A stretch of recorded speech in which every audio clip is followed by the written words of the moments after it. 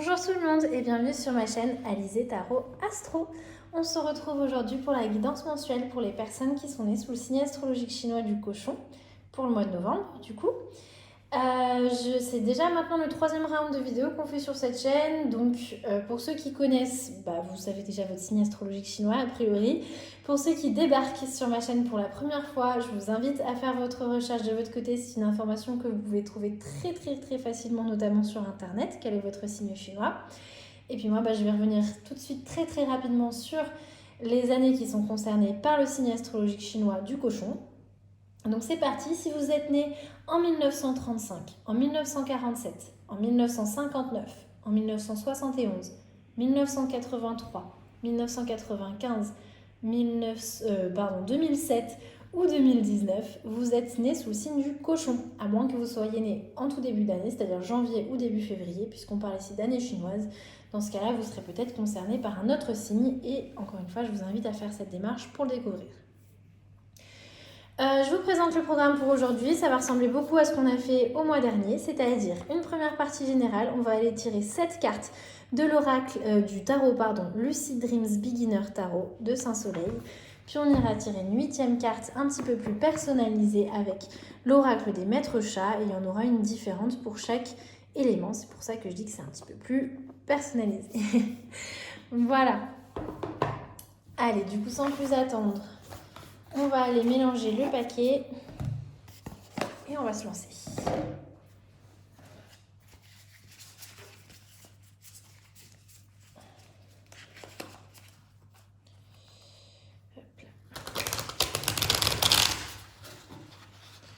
On a la moitié qui s'est échappée en dessous.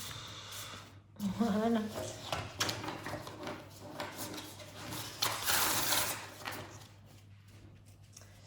Allez, on mélange bien. Et donc, vous, votre état d'esprit, où est-ce que vous en êtes en débutant ce mois de novembre, en quittant ce mois d'octobre? Votre thème global pour le mois de novembre. Je remélange pour la seconde ligne, parce que j'aime bien faire comme ça.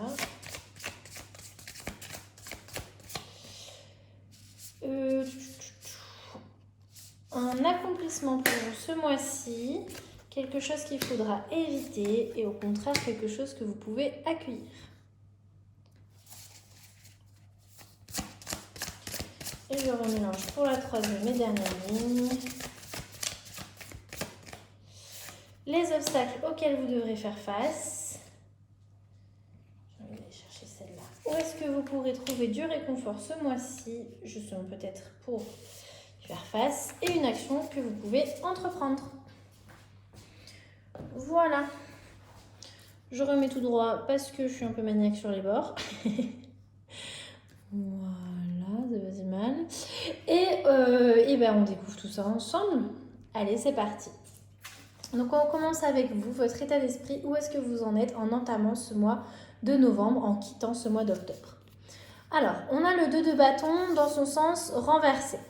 Le 2 de bâton inversé vient nous parler d'avoir un petit peu du mal à mettre en place, à planifier les choses. D'accord?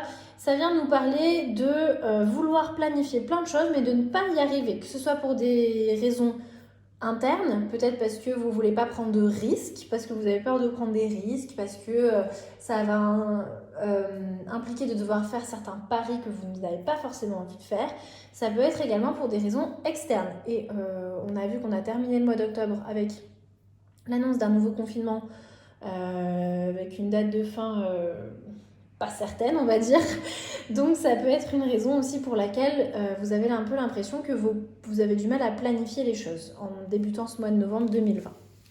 Donc a priori, un état d'esprit tout à fait normal et tout à fait raccord avec l'ambiance actuelle. Quel est votre thème du coup pour ce mois de novembre? Thème global. Waouh, ok, on a le jugement, une arcane majeure qui vient nous parler de prendre des décisions justement et d'être un petit peu rappelé à quelque chose qu'on avait peut-être laissé de côté ces derniers temps, ou depuis un bon moment d'ailleurs. Que ce soit une passion, que ce soit votre spiritualité en général, parce que quand même le jugement est une carte très spirituelle, que que ce soit voilà, vous reconnecter à votre spiritualité par une pratique, que ce soit de la méditation, de la prière, voilà, peu importe votre religion, votre spiritualité et vos pratiques, ça vient nous parler d'être rappelé un petit peu à tout ça. De se bouger un petit peu, hein, voilà, ce mois-ci c'est un peu pour vous le thème de prendre comme ça des décisions, de remarquer certaines choses, comment dire, pas remarquer mais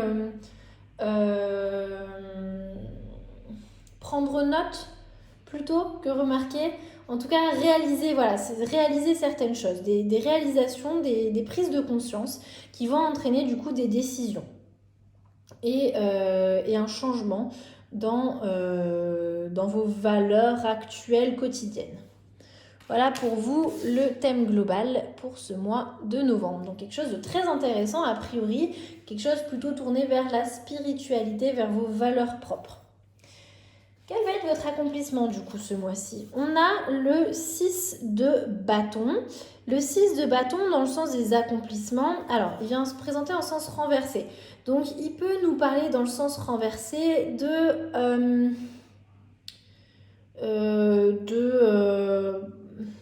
baisser les armes, on va dire, d'accord? De dire, bah écoutez, ça se passe pas comme prévu, mais bon, tant pis, je baisse les armes, j'accepte. Ça peut être un accomplissement, d'accord? J'ai aussi envie du coup de vous lire dans le sens positif, plus général, vu qu'on est quand même sur les accomplissements. Il dit un petit peu le contraire, hein, dans son sens positif. Le 7 de bâton, le 7 de bâton vient nous parler de justement poser des limites et de défendre sa position. D'accord, d'être persévérant, d'être protecteur envers notre territoire intérieur, envers nos valeurs. Et on a vu que vous allez accorder beaucoup d'importance à vos valeurs. Donc j'aurais plutôt tendance à voir les choses dans ce sens-là pour vous.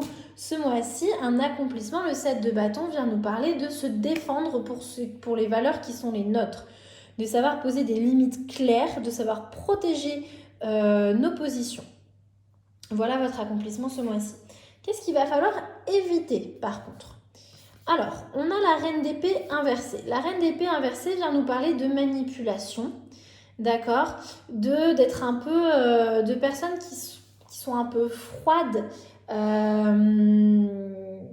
qui manquent un peu de chaleur dans le sens où elles ont du mal à pardonner, où elles ont tendance à être pessimistes, à être amères. Vous voyez, c'est ça le mot amer. Qu'est-ce qu'il va falloir éviter? Eh bien, il va falloir éviter de tomber vous-même dans cet état d'esprit, on va dire. Il va pas falloir vous laisser abattre par les situations qui vous entourent, qui sont peut-être pas évidentes. Il ne faut pas tomber dans cette amertume, dans cette froideur. Il ne faut pas devenir dur, en fait. Il faut pas... Voilà, on a vu que vous allez être capable de vous défendre, mais il ne faut pas le faire avec froideur, il ne faut pas le faire avec trop de dureté non plus, d'accord? Il faut garder un petit peu de votre chaleur et de votre optimisme, malgré tout. Il ne faut pas devenir amer. Ça peut être aussi quelqu'un dans votre entourage qui a ces énergies-là et il va falloir essayer d'éviter de se faire trop manipuler par ces énergies-là, justement, d'accord? Voilà pour ce qu'il va falloir éviter ce mois-ci. Qu'est-ce que vous pouvez au contraire accueillir ce mois-ci? Alors, on a le 8 de coupe. Le 8 de coupe, il s'est présenté renversé. Excusez-moi, je l'ai retourné comme ça, mais le 8 de coupe renversé vient nous parler dans ce que vous pouvez accueillir ce mois-ci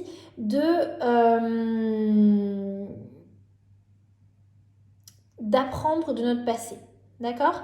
D'apprendre de notre passé, de revenir vers une situation qu'on avait peut-être laissée de côté, et on voit effectivement avec le jugement que c'est une notion qu'on a déjà abordée un peu plus tôt, de revenir vers une situation qu'on avait laissée de côté, où on ne se sentait pas prêt. C'est peut-être le moment pour vous d'y revenir en ayant cette fois-ci grandi, en ayant appris de vos expériences quelles qu'elles soient. Oui, voilà comment j'analyserai pour vous le 8 de coupe dans ce tirage. Qu'est-ce que vous pouvez accueillir ce mois-ci? Vous pouvez accueillir cette envie de vouloir retourner vers le passé. Même si c'est vers des situations qui, sur le coup, peuvent vous paraître, j'allais dire malsaines, mais c'est un mot très fort, qui pouvaient paraître inconfortables, on va dire. Vous allez peut-être avoir envie vous allez vous surprendre à vouloir retourner vers ces situations-là. Ça peut être une bonne idée. Ça peut être une bonne idée ou pas, d'accord? Mais en tout cas, accueillez ce sentiment-là, essayez de l'analyser, essayez de voir ce que vous en faites. Avec le 8 de coupe, on est sur les sentiments, sur les relations, sur l'émotionnel. On n'est pas forcément dans l'action comme avec le bâton hein, qu'on a eu ici et là. Donc ça ne veut pas forcément dire agir en fonction de ces sentiments-là, mais ça veut dire accueillir ces sentiments-là, y réfléchir, tout du moins. À quel obstacle vous allez devoir faire face ce mois-ci? On a de nouveau du bâton. Tiens donc, on voit hein, que ça va être c'est un thème récurrent pour vous ce mois-ci, l'action. Le 3 de bâton renversé vient nous parler de retard. Encore une fois, de difficulté à planifier. On est juste après le 2 de bâton. L'énergie n'est pas très différente, d'accord? On est juste après. Il vient nous parler encore une fois de choses qui prennent du retard, qui sont retardées à cause d'éléments vraiment extérieurs pour le coup. Et du coup, ça va créer de la frustration. Voilà, il y a des choses qui prennent du retard. Il y a de l'organisation qui ne se passe pas comme prévu. Il y a des délais. Et bon, il y a beaucoup d'obstacles extérieurs. Voilà les obstacles auxquels vous allez devoir faire face ce mois-ci. Ils sont tous externes. En tout cas, en grande partie, les plus importants seront externes. Et je pense qu'on est très clairement là sur des obstacles liés à la situation mondiale actuelle. Hein, c'est vraiment ce que je ressens pour vous les personnes et sous le thème du cochon. Il va y avoir beaucoup de frustration à ce niveau-là. On voit que c'était déjà le cas, vous étiez déjà frustré en terminant le mois d'octobre. Je suis désolée de vous dire que vous allez encore l'être pour le mois de novembre. Mais on va voir du coup tout de suite où est-ce que vous pouvez trouver du support par rapport à ça. Ok, très bien. On a la carte des amoureux qui nous parle, premièrement peut-être d'une relation amoureuse qui va vous faire du bien, d'accord? Peut-être que votre partenaire de couple va vous apporter beaucoup de support ce mois-ci. La carte de l'amoureux, c'est pas que la carte de l'amour aussi, même si ça paraît évident comme ça parce que c'est son nom. Elle nous parle aussi de connexion d'âme à âme, donc pas forcément en couple, d'accord? On peut être en connexion avec une personne de notre famille, on peut avoir un lien fort d'âme à âme avec un ami, même un collègue de travail. Vous savez, des fois, il y a ces connexions d'âme à âme qui se font, pas forcément qu'en couple, d'accord? En tout cas, il y a peut-être une personne, très certainement dans votre entourage, qui va savoir vous apporter du support ce mois-ci. Mais de manière générale aussi, la carte des amoureux vient nous parler aussi de devoir prendre une décision, de devoir faire un choix entre deux aspects très opposés, très différents. En général, alors là on est sur un tarot Rider-Waite, donc c'est pas forcément l'illustration qui va mieux le montrer, mais si vous avez l'habitude des tarots de Marseille, on a vraiment ce personnage masculin dans le tarot de Marseille qui est opposé à deux personnages féminins. Alors attendez, je vais vous trouver la carte tout de suite, bougez pas.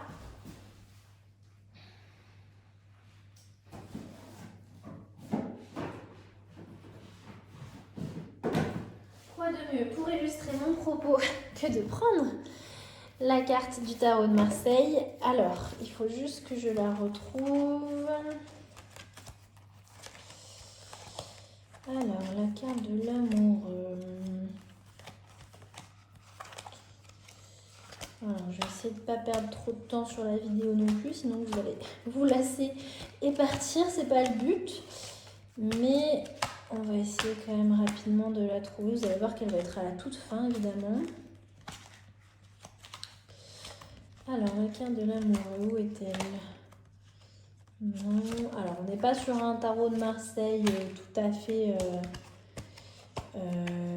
canon, on va dire. On est sur le tarot noir, mais ça ressemble quand même beaucoup au... Enfin voilà, ça reste un tarot de Marseille, le tarot noir, et les illustrations restent très fidèles au tarot de Marseille originel. Alors attendez, j'essaie juste de ne pas tout faire tomber. Alors, pour illustrer mon propos, la carte de l'amoureux au tarot de Marseille, c'est ce personnage qui est déchiré entre deux valeurs très différentes. De manière très schématisée, de manière très symbolique, on a d'un côté la vertu et de l'autre côté, ou en tout cas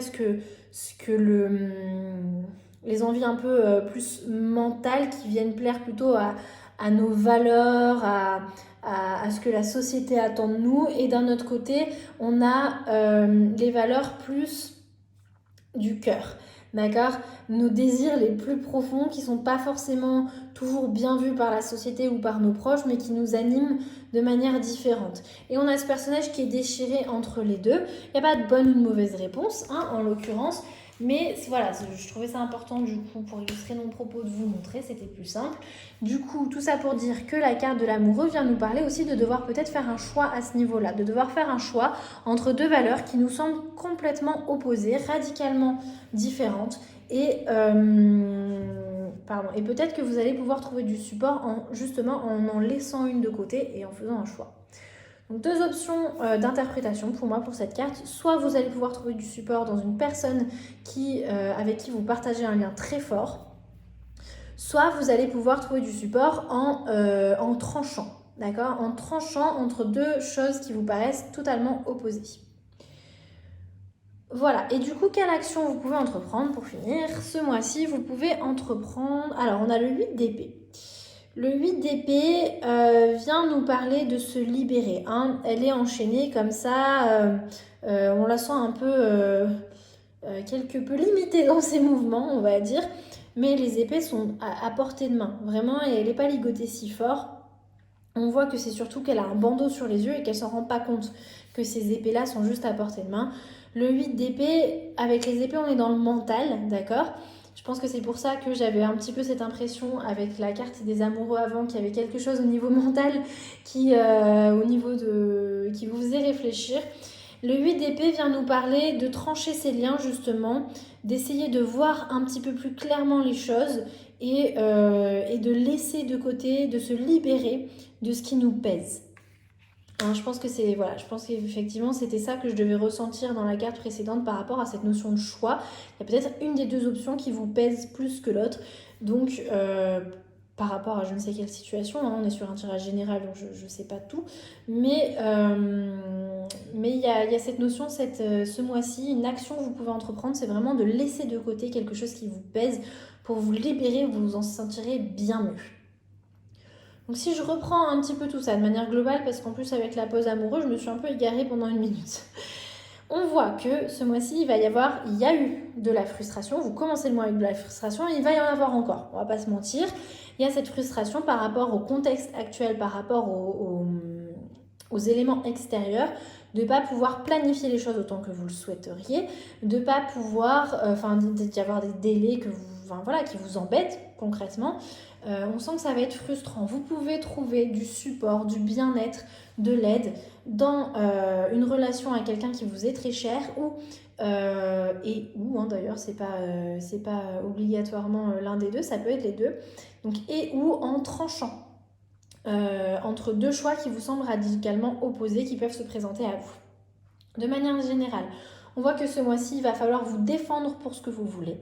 Vous allez en être tout à fait capable. Ça va vraiment être votre accomplissement. Et c'est revenu vraiment avec l'action à entreprendre ce mois-ci, cette notion de savoir se libérer de quelque chose qui nous pèse. Donc on retrouvait effectivement cette notion de défendre ce qui nous est propre et de liberté, en fait, que ce soit la liberté d'expression, la liberté d'action. On sent que c'est une valeur qui va être importante pour vous. Et justement, les valeurs, c'est ça, votre thème global ce mois-ci. Vous allez être beaucoup dans la réflexion à ce niveau-là. Quelles sont vos valeurs? Vers quoi vous voulez revenir ou pas? Toutes ces notions comme ça de vouloir un quotidien un peu plus en accord avec vous-même, vouloir vous retrouver, et on a vraiment cette notion très spirituelle. Alors il y a peut-être certaines personnes qui vont regarder la vidéo et qui vont pas du tout se sentir dans cette démarche-là, qui ne souhaitent pas cette démarche-là, hein, c'est un choix. On peut avoir, sans s'en rendre compte, des démarches très spirituelles dans des choses qui n'ont pas l'air de l'être tout de suite. D'accord, pour certaines personnes, quand elles font par exemple de la musique ou qu'elles lisent ou je sais pas quoi, ça peut être une forme pour eux de retrouver leur spiritualité, de se connecter à d'autres idées, à de la réflexion et tout ça. D'accord, c'est vraiment un terme très global, spiritualité, vous mettez ce que vous voulez derrière, chacun est propre de sa pratique. Juste à éviter pour vous ce mois-ci de tomber dans l'amertume du coup par rapport à cette frustration, de devenir trop froid, de tomber trop dans le pessimisme ou de vous faire un petit peu manipuler par quelqu'un qui a ces énergies-là justement, qui va dégager ces énergies-là et accueillir justement ces pensées qui vous ramènent au passé. Vous en faites ce que vous voulez derrière, mais ne le rejetez pas en bloc, réfléchissez-y, c'est une invitation à la réflexion qui peut vous faire beaucoup de bien. Donc voilà pour la partie générale. On va tout de suite passer du coup à la partie un petit peu plus personnalisée, donc avec les cartes oracles. On travaille aujourd'hui, donc comme je vous ai dit, avec l'oracle des maîtres chats. C'est un oracle qui a été rédigé en anglais, je crois que ce sont des Américaines qui l'ont écrite. Il s'agit de Liz Faber et Caroline Roberts, et donc ça a été illustré par Mr. Peebles. Voilà, je ne sais pas si vous verrez bien, mais je trouve ça tout de même important de citer les auteurs pour leur travail. Et donc c'est parti, on commence tout de suite avec les cochons de bois, qui sont les personnes qui sont nées en 1935 ou 1995. Oups. Hop là, donc cochon de bois, 1935-1995. Donc encore une fois, je ne vais pas commenter outre mesure les cartes orales. Je vous invite vraiment à faire à vous faire votre propre réflexion sans vous laisser trop influencer par ce que je peux dire. Et donc pour vous les cochons de bois, on a Minette la romantique. Alors à chaque fois on a 3 domaines qui sont abordés. Donc avec la petite souris on va aller voir du côté relationnel, avec la petite pelote de laine du côté de la vie quotidienne et enfin avec la petite patounette du côté du monde du travail. Donc en relationnel, Minette nous dit que l'amour ne se trouve pas toujours où on l'attend. C'est un peu une invitation à sortir des cases que l'on peut soi-même s'imposer et à essayer d'avoir l'esprit un peu plus ouvert. Dans le domaine de la vie quotidienne, elle nous dit de voyager jamais sans miel et sans argent. Donc sans un petit peu de douceur pour votre cœur et en même temps un côté très pratico-pratique. Les 2 choses essentielles pour Minette du coup. Et enfin, dans le domaine du travail, elle nous dit que toutes vos attentes pourraient bien être exaucées sur une barque vert pomme. Donc on est encore une fois sur cette notion de se laisser surprendre ce mois-ci pour vous, les cochons de bois. On passe maintenant aux cochons de feu. Il s'agit des personnes qui sont nées en 1947 ou 2007.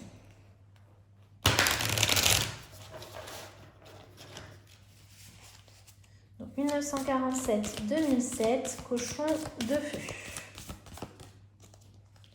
Hop là. Et on a Grimalkin, le visionnaire.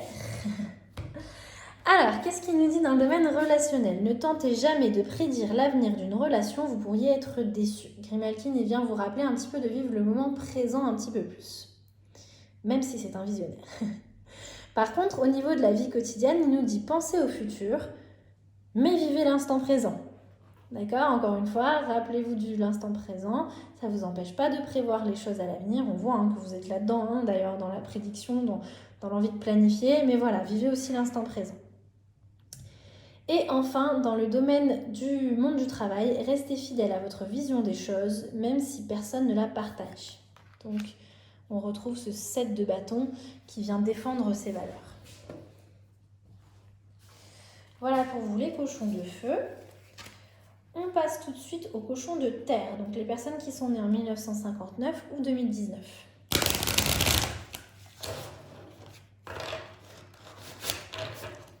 Donc cochon de feu, 1959-2019. On a le chat de Dick Willington, qui est un croqueur de rats, ce chat. Qu'est-ce qu'il nous dit ? Cherchez fortune en des lieux improbables, donc au niveau relationnel. On est encore une fois sur cette notion d'ouverture d'esprit, d'aller se laisser un peu surprendre par des choses qui ne sont pas forcément ce qu'on a l'habitude de faire. Dans le domaine de la vie quotidienne, quand le chat est là, les souris dansent nettement moins. On est sur cette notion de supervision. Il vient vous inviter à la réflexion à ce sujet-là. Est-ce qu'il en faut plus? Est-ce qu'il en faut moins? Je vous laisse y réfléchir. Et enfin, dans le domaine du travail, montez à la ville et faites-vous remarquer. C'est un petit peu cette notion de se faire valoir pour ce que l'on veut. On retrouve encore une fois l'énergie du 7 de bâton qui vient défendre ses valeurs. Décidément, c'est vraiment un terme qui revient beaucoup pour vous ce mois-ci et qui n'a pas peur de se montrer tel qu'il est. Voilà pour vous les cochons de terre. On passe aux cochons d'or, aux cochons de métal. Il s'agit des personnes qui sont nées en 1971.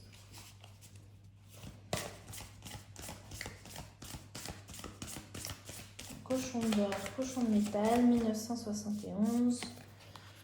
On a CC, le double. Alors CC, ou Sissi si on le dit à l'américaine, du coup, c'est un chat qui a été cloné, le premier chat à avoir été cloné.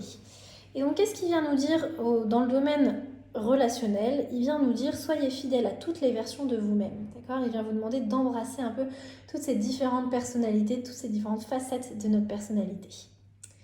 Dans le domaine de la vie quotidienne, la répétition mène à la perfection. On est sur cette notion d'entraînement pour pouvoir accéder à quelque chose de plus, de mieux, tout simplement. Et enfin, dans le domaine du travail, n'hésitez pas à copier les autres. L'imitation est la meilleure façon de chatoyer. Il n'y a pas de mal à s'inspirer du travail des personnes autour de vous pour après en faire votre propre sauce.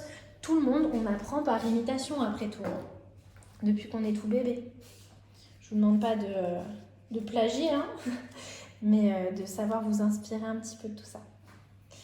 Voilà pour vous les cochons d'or, les cochons de métal. On va finir avec les cochons d'eau. Il s'agit des personnes qui sont nées en 1983. 1983, cochons d'eau.